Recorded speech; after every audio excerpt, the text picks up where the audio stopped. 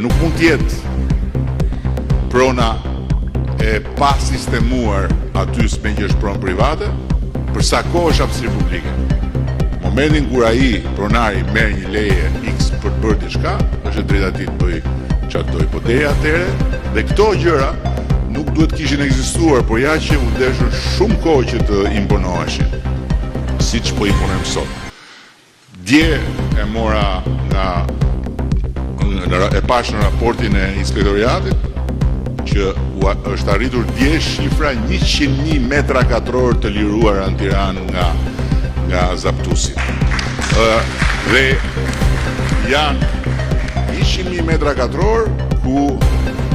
po bëhen projektet përkatëse për t'i rikthyer ose për t'i kthyer, nëse s'kan qenë ndonjëherë, në hapësira në dispozicion të komunitetit, ku komuniteti do të mund të ketë mundësi të marrë frymë, të nxjerrë fëmijët, të kaloj